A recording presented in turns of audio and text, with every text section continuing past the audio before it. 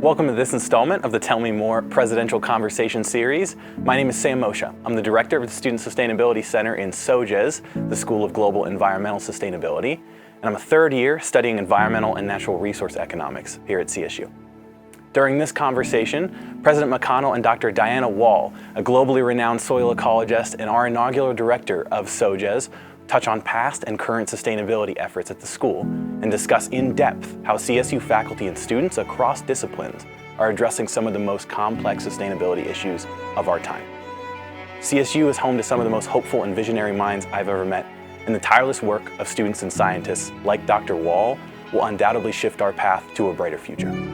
So without further ado, please enjoy this installment of Tell Me More.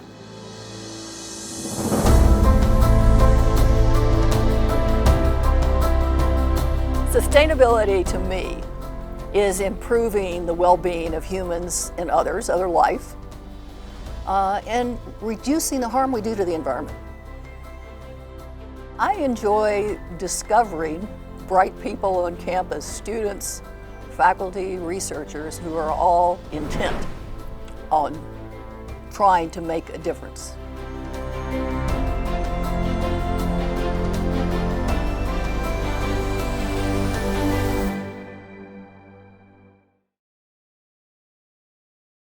Welcome, Diana. It's so wonderful to have you here today. Globally, we know all nations are addressing the UN sustainability goals.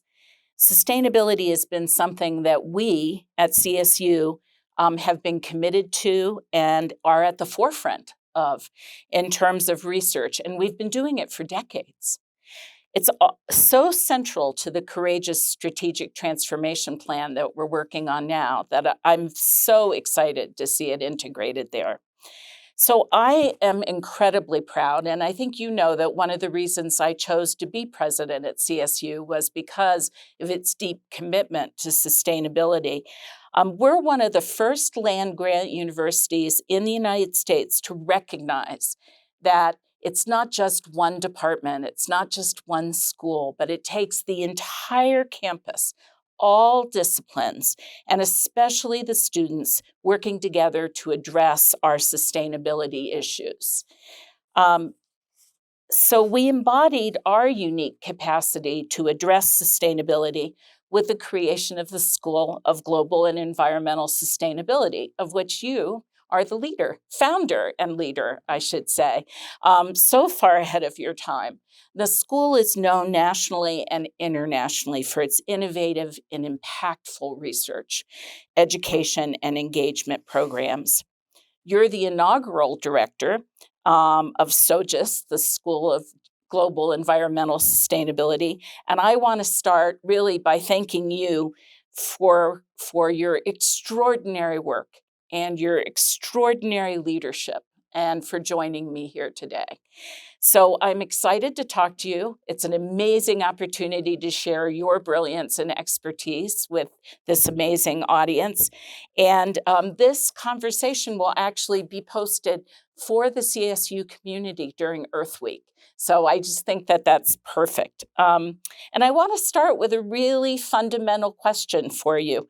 How do you define sustainability? Thank you, Joyce. It's really a pleasure to be here, and especially to talk about sustainability and to know it's going to be during Earth Week that this conversation comes out.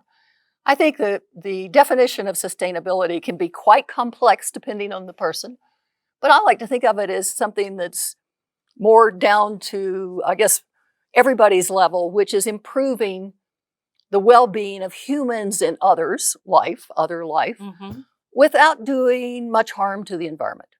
And with that, when you say well-being, you're talking about, how do they work? Do they have jobs? Is there equity? It's both the economy and society and the environment. And we know now they're all tied together in this definition. That's wonderful and very powerful. I love the way in which you've integrated all of those different aspects of sustainability. Why do you think sustainability is so big at CSU? And how does SOJES fit into our university-wide commitment? I think, I came to CSU from another university that was very discipline focused. very much, sure, they were thinking a little bit about how can we help society, but your research wasn't really geared toward that. It was geared towards the professors in your department who were Mhm. going to grade you on getting through academia. And I think now what is so different about CSU is not only is it in Colorado, we've got the Rockies, the grasslands, we've got rivers, we've got fishing, we've got so many different ways of living that appreciation was part of the land grant mission. And so all these disciplines developed in different departments and across the campus. And then pretty soon they were sharing disciplines. You know, there might be an ecologist over in this college and an ecologist here. And then this whole mixture of having pieces in the department. I like to think about it as there was almost this universal groundswell Mhm. of looking at the environment and then how did that affect the economy? How did society move into that? So I think that's one reason why CSU excelled all along. I think what the difference is that the school emerged in 2011 or whatever it was because the faculty realized the global environmental challenges. The challenges we're seeing here, even today, are not just one, they cross over. Mhm. And as you said, it's pulling all the disciplines together to work towards these challenges. That's not always easy at a university. And so we were created both strategically and I think structurally to have a way of connecting the faculty across campus and connecting the students across campus so that we would see this generation of new ideas so we could work for bettering the planet and people. That's really powerful to me, that so early on, and you mentioned 150 years of being a land grant university. I had this amazing opportunity last year to go to Thailand to deliver the keynote speech for the Asian Institute of Engineering and Technology. And I couldn't figure out why they invited me. I was a new president. I had no connection to the Institute. And it turns out that in the 1950s, our water engineers, based on all of the things they had learned in our early water research, were invited to go over there to start working on water issues in Asia. And their first three presidents of the Institute were all professors from CSU. That's wonderful. So I love that you pulled on that history because you're absolutely right. Our presence around these really important issues that maybe we didn't call sustainability Yep. at the time. We might have called it an environmental science or water research or ecology, but they all converged. Mhm. And you've recognized that convergence, as have other faculty, and they've brought all these disciplines together. But the other thing that you mentioned that I think is really powerful, and I want to ask you about, is the global focus on sustainability. Yeah. And how is it that you think SOGIS really advances the international perspective in sustainability and participates in those international efforts? I think, well, SOGIS doesn't have any faculty. The faculty all reside across campus. And I think this groundswell of faculty that said we need to interact crosswise across the campus, across disciplines, to solve, not only to solve, but to understand the connectedness that we're seeing now with these problems. I think what we do that is international, that is quite amazing, is that also was a groundswell of faculty across campus that continues today. We have people, and this was quite astounding to me when I got in and started thinking about English professors wanting to talk to, do we have climate scientists on campus? You know, they wanted to meet Yeah. one and see what they talked like and what was climate science about. And so I think to get to the question is, there was this bubbling up all those years of faculty across from arts to, you know, atmospheric science who were experts in working in with indigenous communities, working on grasslands in another continent who didn't know each other. And now the net, what SOGIS has done is help to bring their networks across campus together. help them see commonalities, help foster anything they want to do towards creating new ideas. But it is part of the fiber of CSU, this global connectedness. To take it up to the global level, SOJES is the unit that takes care of the UN Framework Convention for CSU. Not every university gets so many passes as an observer to the Framework Convention. Wow. And we just look at the list of people who want to go and how many students want to go, and then we try our best to get that many passes. They're usually not enough. But it's not only that. We have experts on campus that work towards various assessments, scientific assessments for the Convention on Biological Diversity, for the Food and Agricultural Administration, for the UN Convention to Combat Desertification. We have experts here looking at loss of species, pollution on a global scale, and yet we don't highlight them. So another job for SOJES is to see these experts and say, hey, we need to highlight to the outside world that you're already working at the global scale. And we need to encourage students to realize the local problems are global and that they can have this conversation across global scales when they may think it's only here in the Fort Collins area. That's really just such a powerful image for me, this idea of connectedness, not just at CSU, not just in Colorado, not just in the West, not just in the United States, but reaching around the world, and that we have scientists here who are really working on these pressing international issues. And the connectiveness, I think is very powerful, because I think people are now finally, after all of these years, realizing how connected everything is. And perhaps we didn't have that awareness in the past, but we do now. Yeah. I have one more example that just shows you how we bring this together. Well, actually, I could have 3 different ways that we started to do this. We started to fund seed grants in what we call Global Challenge Research Teams. And so different people from different colleges would get together. Maybe they'd have a project and it worked, or they had an idea and it worked, or it didn't. They couldn't speak across discipline. I mean, it's not that easy. But what came out of that has been really impactful, and they may not even remember it. For example, the Africa Center was a Global Challenge research team. It was people all across campus realizing there's 145 people that do research in Africa, and they don't meet each other. And so they have coffees. But that was a result of one of these seed grants. Another one is the Center for Environmental Justice.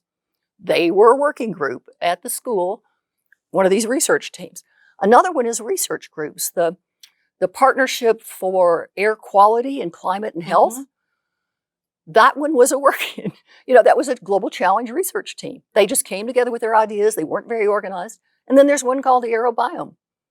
The same sort of thing. So it's both research. What can we do as a unit to advance sustainability now that we found we have this expertise? And it also shows up in classes. We're looking at one of the things that we're nationally, North America known, and we're now leading, is a program for postdocs and graduates, postdocs and almost finishing PhD students, and that is called the Sustainability Leadership Program.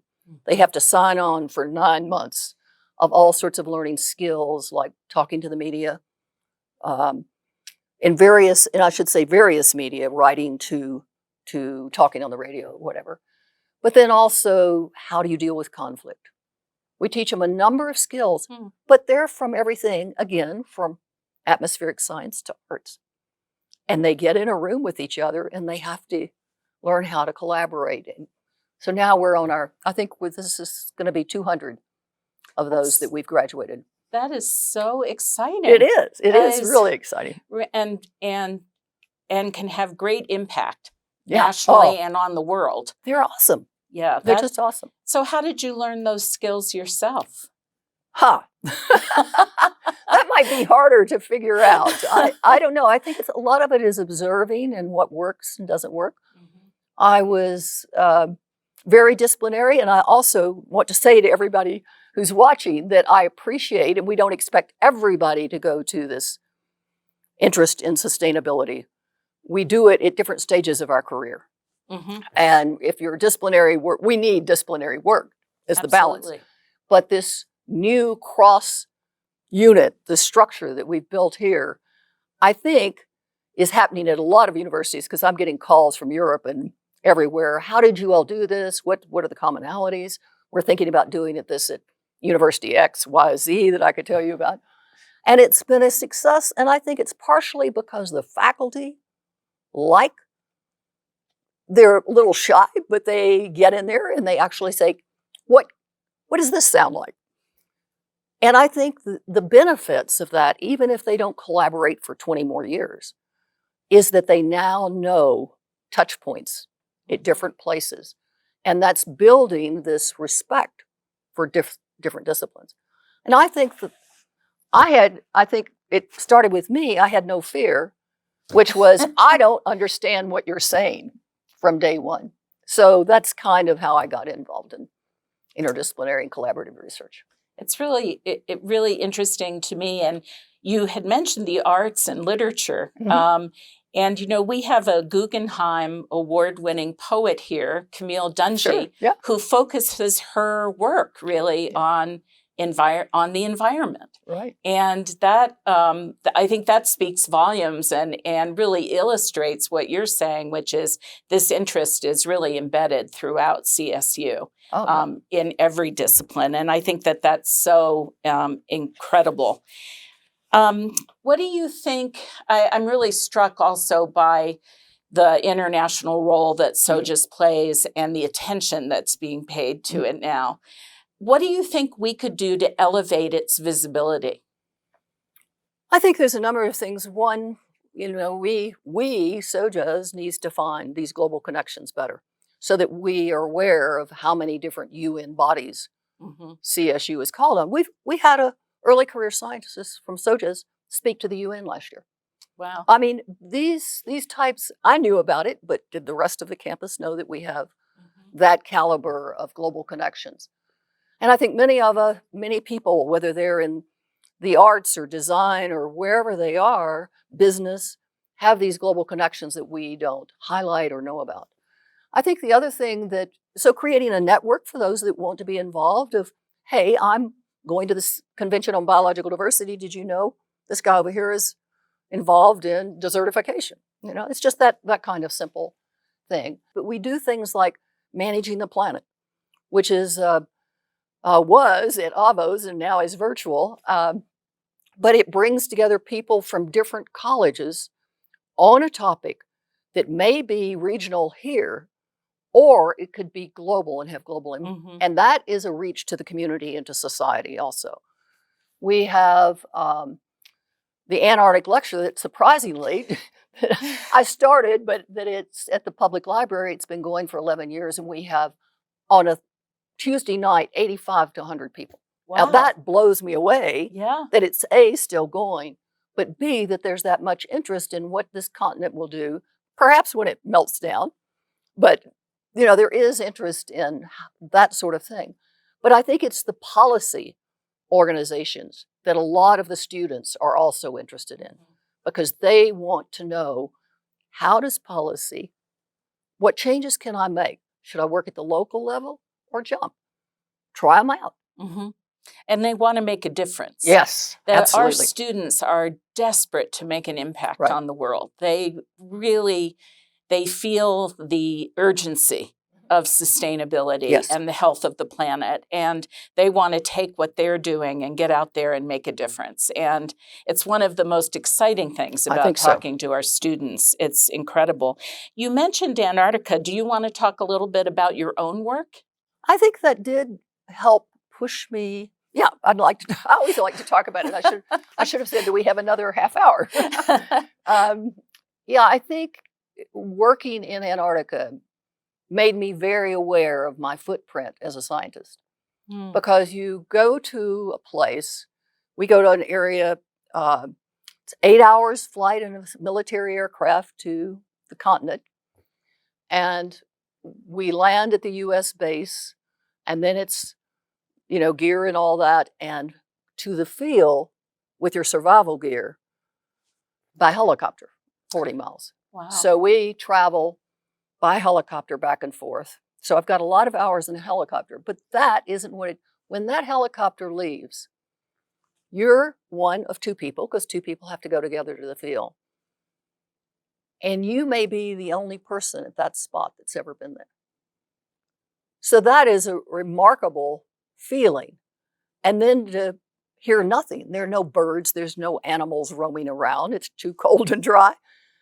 But then you come back the next year and you can see where your footprints are.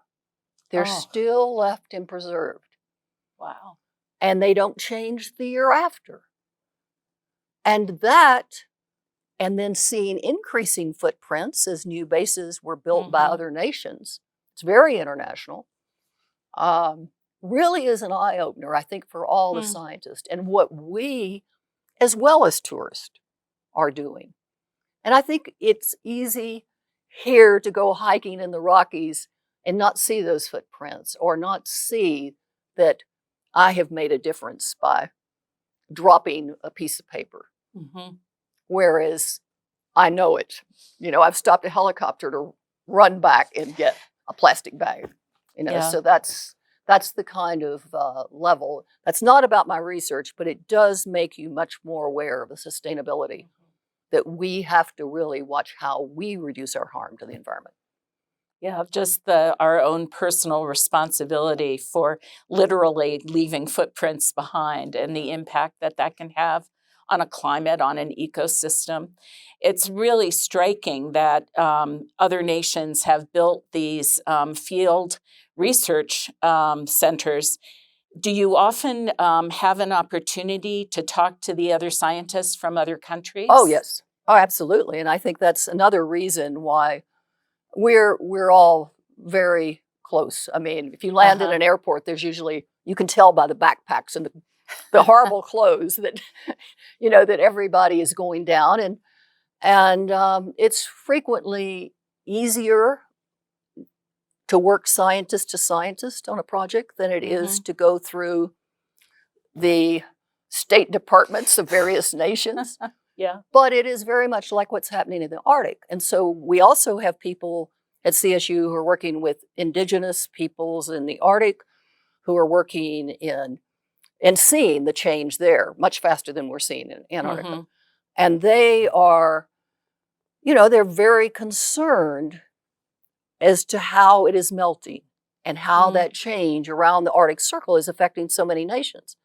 But they own those nations. In Antarctica, it's a continent.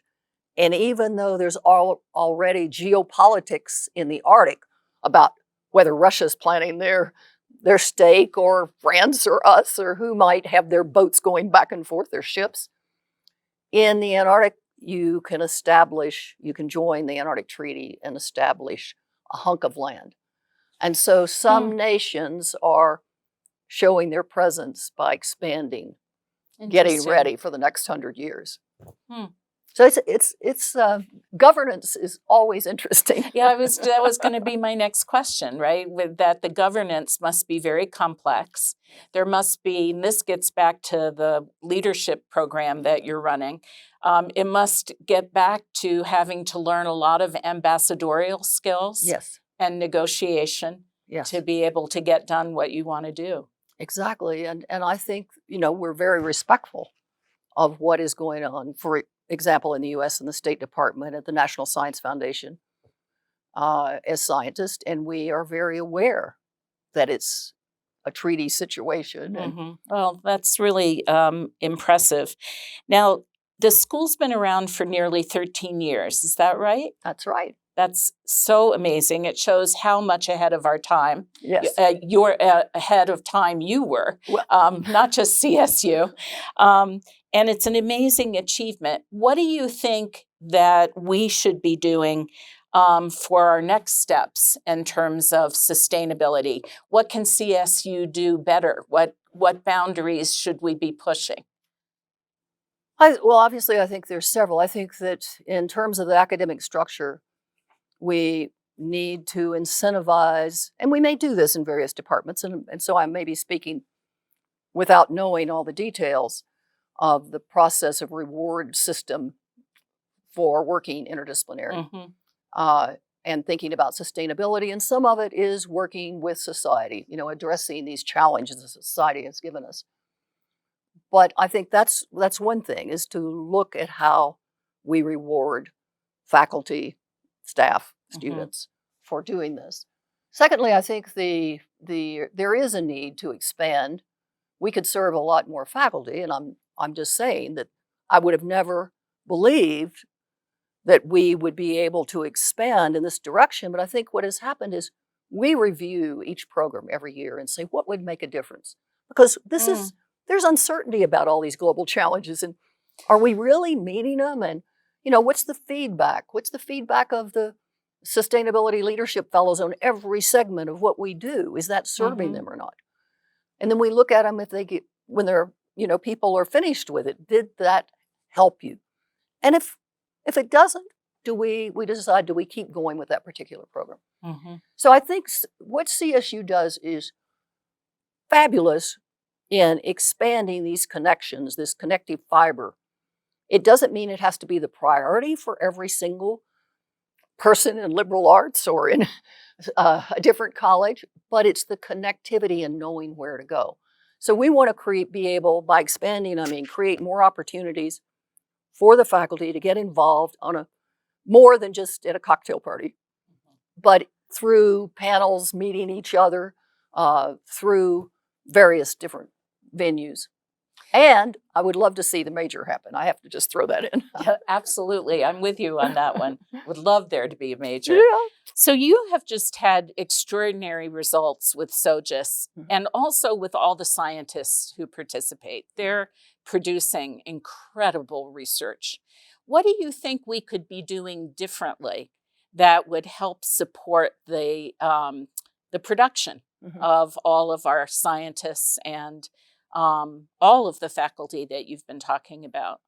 I think one of the things that was really amazing to me that came out of the faculty task force, that I should say started the school, not just me, but the task force was administrators and faculty. I think one of the things that they really made a big point about is faculty don't have enough time. And so one of the things we also do is to try to facilitate, to make it easier. If they want to have meetings, and they're funded by us, we will arrange the meetings. You tell us where. We just try to do the things that send out emails. It's simple little things that they don't have time to. Do they need clickers or something that they need to buy with their budget? I'm probably downplaying that because they say it does make a difference for a lot of them. And so that's to give them some time to think. That's what they want. The other thing I think is with our Global Challenge research teams, we don't say at the end of it, there's a test, you either have to get a proposal or you don't. What we want is creative ideas. We need new ideas, and we've got all these brains on campus and these departments from sociology to physics that we want to, if they want to be put in a room, how do we share? How would you go about solving X? We've got one funded right now that I would have never thought about, that is resilience for energy chains and industry. And what they're thinking about is energy comes on and off. We're having fluxes of energy, how do the grids and all this sort of thing. What happens with climate change and more extreme events? How is industry going to survive? Houston, what just happened in Houston is a great example of that. So how do communities, it's got all these added factors in it.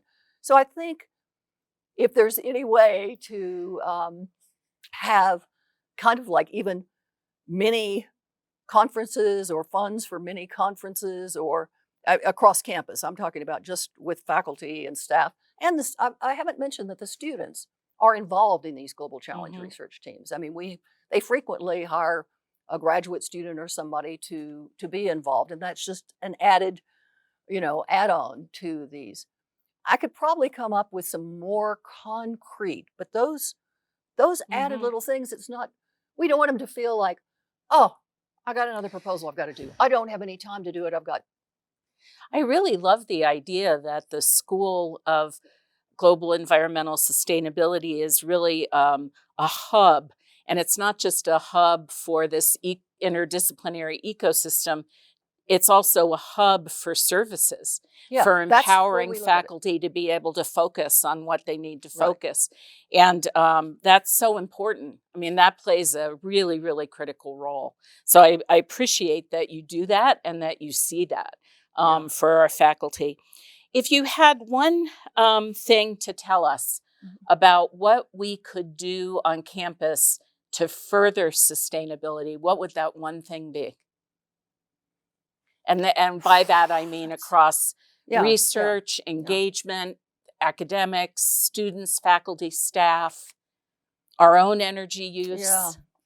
But I think it would be to realize that a lot of the faculty that were driven by the students and their interest in this, there's no doubt about it, they're going to make change. And that's fabulous because it is urgent. But I think there's a lot of faculty that also feel that way. And we have to make sure they're empowered, that it doesn't have to be just with a grant with money. Mhm. But if you know ways, give us your ideas to this. That's really helpful to hear because I think there are ways that we can do that. Yeah, we So need ideas. That's it. that's great. Well, thank you, Dr. Wall, for sitting down with us today. It's really been extraordinary. And of course, as we've been joking, we would just want to keep talking, Yes, right? that's right. Thank you so much. But it's been a real delight to have this opportunity to speak with you, to share it with our audience, to share it particularly with our students who we know care so much about this. And thank you for being a leader, not just for CSU, but for the world. Thank you. It's been a pleasure. Thank you. Thanks for tuning in for this session of the Tell Me More Presidential Conversation series. Find future session dates, view previous conversations, and read more about guests like Dr. Wall by visiting president.colostate.edu. Stay safe, take care of each other out there. We'll see you next time.